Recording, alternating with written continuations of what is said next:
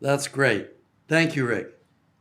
One of my favorite Robert Friedland quotes is describing the global economy. You may not remember this, but in Denver some years ago, you said, "It is true that the situation is hopeless, but it needn't be serious." I'd like you to give us an overview of the global economy as you see it today, the COVID slowdown, the policy response from various governments around the world to the economic slowdown, the unwinding perhaps of a 10-year recovery. At the same time, as we see a world with a growing population and still growing wealth. Give us some sense of your sense of the economic background of the investment opportunities that we're going to talk about today. Well, I was born in 1950, and I still vividly remember the day John F. Kennedy was assassinated. I was 13 years old. And I think we're all going to vividly remember September 11th, 2001.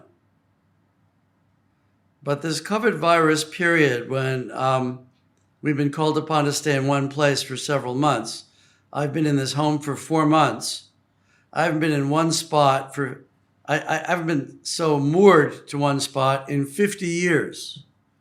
Since I was in college, I've never stayed in one spot this long. And so this phenomenon is going to have a very profound impact on everybody.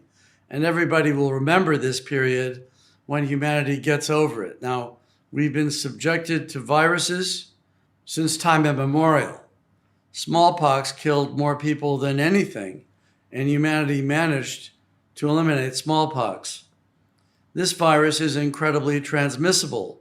It is not a sentient being. It doesn't think, and every time one relaxes their grip on it, it comes back with a vengeance. In time, we might have a vaccine to get rid of it. But I think it's forcing everybody to look at the world in a new way.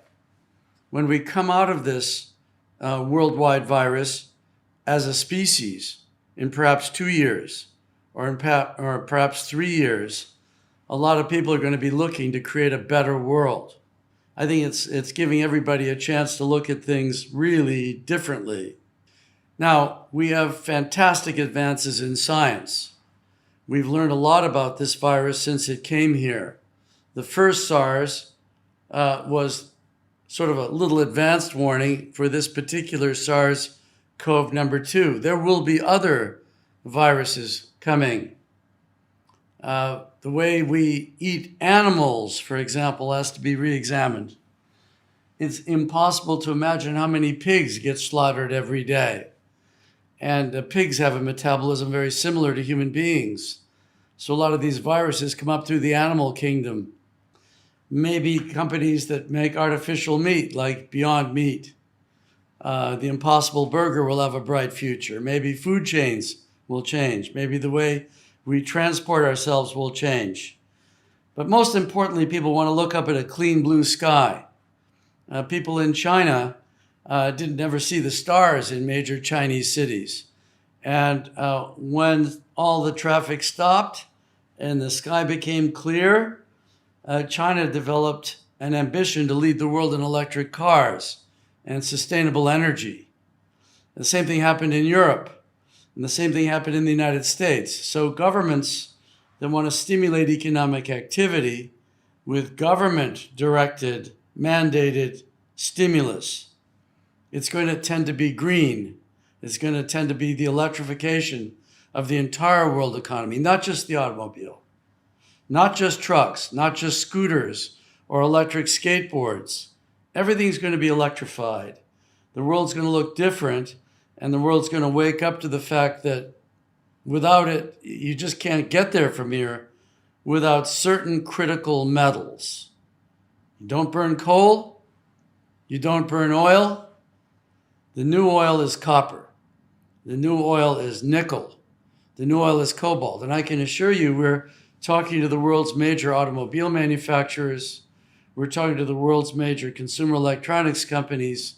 They're coming around to the point of view that this ancient enterprise of mining has to undergo the same sort of technological breakthrough that consumer electronics have that changed the world. And so we're a part of it.